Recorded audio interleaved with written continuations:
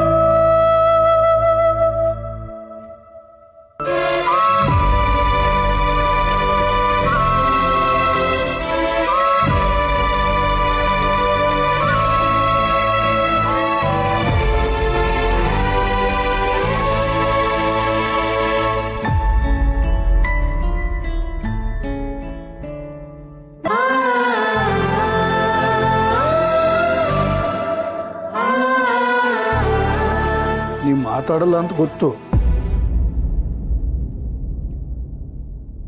ಆದರೂ ತುಂಬಾ ಧೈರ್ಯ ಮಾಡಿ ಬಂದಿದ್ದೀನಿ.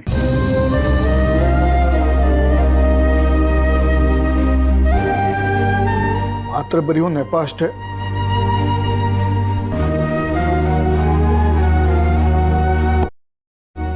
ಅಪ್ಪಾಜಿ,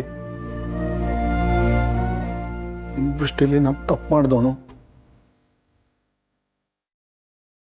ಆದರೆ ನನ್ನ ದೃಷ್ಟಿಲಿ ನೀವು ತಪ್ಪನ್ನ ಖಂಡಿಸೋರು, ನ್ಯಾಯದ ಪರವಾಗಿ ನಿಲ್ಲೋರು. ನಿಮ್ಮ ಈ ವ್ಯಕ್ತಿತ್ವ ಯಾರಿಂದನೂ ಯಾವುದೇ ಕಾರಣಕ್ಕೂ ಬದಲಾಗಬಾರ್ದು ಅಪ್ಪಾಜಿ. ಮುಖ್ಯವಾಗಿ ರಾಮ್ ವಿಷಯದಲ್ಲಿ, ರಾಮನ್ ಮದುವೆ ವಿಷಯದಲ್ಲಿ ನೀವು ತಪ್ಪು ಮಾಡಬೇಡಿ. ದಯವಿಟ್ಟು ಯಾರ ಮಾತಿಗೂ ಕಿವಿ ಕೊಡಬೇಡಿ. ಇದುವರೆಗೂ ರಾಮನ್ ಜೀವನದಲ್ಲಿ ಏನಾಗಿದೆಯೋ ಎಲ್ಲ ವಾಣಿ ಹತ್ತಿಗೆ ಆಸೆ ಥರನೇ ಆಗಿದೆ ಅಂತ ನಾನು ನಂಬಿದ್ದೀನಿ. ನೀವು ಹಾಗೆ ಅಂದ್ಕೊಳ್ಳಿ. ವಾಣಿ ಹೆಸರು ನಿನ್ನ ಬಾಯಿನಲ್ಲಿ ಬರಬಾರದು ಸತ್ಯ.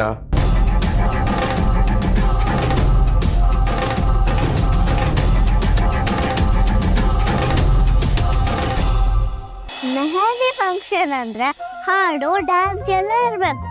ನೀವೆಲ್ಲರೂ ಯಾಕೆ ಸೈಲೆಂಟ್ ಆಗಿದ್ದೀರಾ? ಕರೆಕ್ಟ್ ಬೇಬಿ, ಡಾನ್ಸು ಹಾಡು ಇಲ್ಲ ಅಂದ್ರೆ ಫಂಕ್ಷನ್ ಕಳೆನೇ ಇರಲ್ಲ. ಮ್ಯೂಸಿಕ್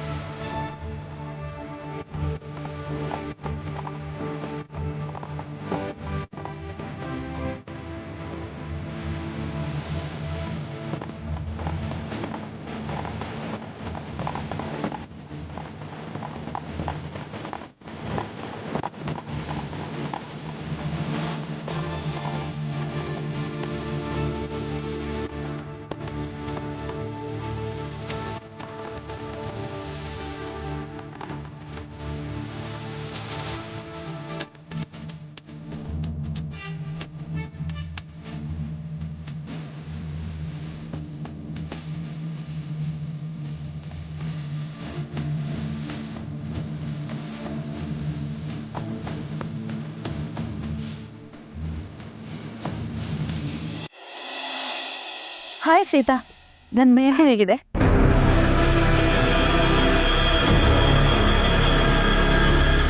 ಓ, ರಾಮ್ ಅಂತ ಯಾಕೆ ಹಾಕೊಂಡಿದ್ದೀನಿ ಅಂತ ನೋಡ್ತಿದ್ದೀರಾ? ಮನ್ಸಲ್ಲಿರೋ ಹೆಸರು ಕೈ ಮೇಲೆ ಬಂದಿದೆ ಅಷ್ಟೆ. ನನ್ನ ತಾತಂಗೆ BP ಜಾಸ್ತಿ ಆಗಿ ಬೆಡ್ ರೆಸ್ಟಲ್ಲಿದ್ದಾರೆ. ನಿಮಗೆ ಗೊತ್ತಾ? ಗೊತ್ತು, ರಾಮ್ ಹೇಳಿದ್ದಾರೆ. ಬರೀ ಹುಷಾರಿಲ್ಲ ಅಂತ ಹೇಳಿದಾನ ಅಥವಾ ಅದಕ್ಕೆ ರೀಸನ್ ಏನು ಅಂತಾನು ಹೇಳಿದಾನ? ಪಾಪ ನಿಮಗೆ ರೀಸನ್ ಗೊತ್ತಿಲ್ಲ ಅಂತ ಅನ್ಸುತ್ತೆ. ಏನಾಯ್ತು ಅಂದ್ರೆ, ರಾಮ್ಗೆ ಒಂದು ಡಿವೋರ್ಸ್ ಆಗಿರೋ ಹುಡುಗಿ ಮದ್ವೆ ಸಂಬಂಧ ಬಂದಿತ್ತು. ಅದನ್ನ ನೋಡಿ ತಾತ ಮದ್ವೆ ಆಗಿರೋ ಹುಡುಗಿ ಅಂಡ್ ಒಂದು ಮಗು ಇರೋ ಹುಡುಗಿ ನಮ್ ರಾಮ್ನ ಮದ್ವೆ ಆಗ್ತಿದ್ದಾಳ ಅಂತ ಅಲ್ಲೇ ಪ್ರೆಗ್ನೆಂಟ್ ತಪ್ಪೋದ್ರು. ನಿಮ್ಗೆ ಇನ್ಫಾರ್ಮೇಶನ್ ಇರ್ಲಿ ಅಂತ ಹೇಳ್ತಿದ್ದೀನಿ ಅಷ್ಟೇ. ಡ್ಯಾನ್ಸ್ ಮಾಡಿ.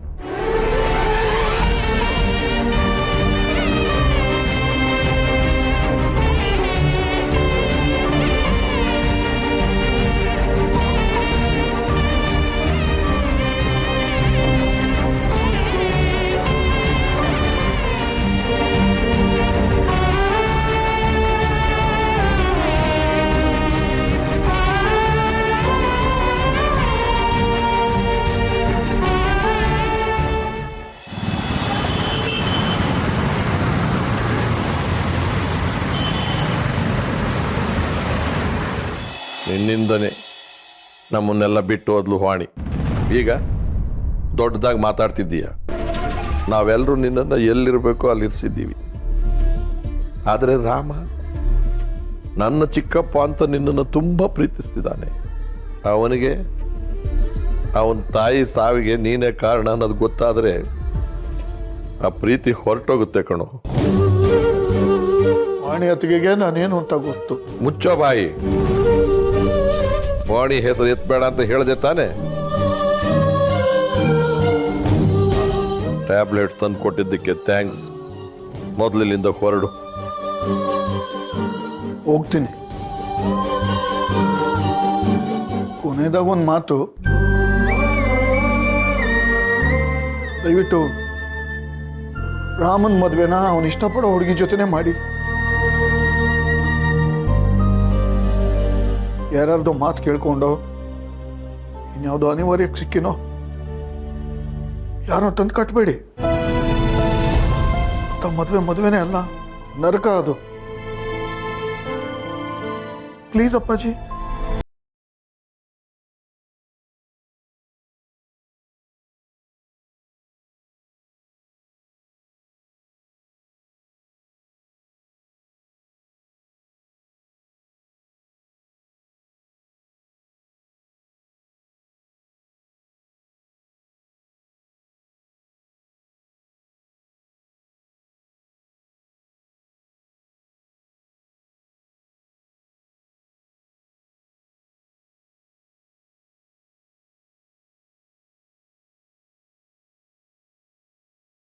ನೋಡಿ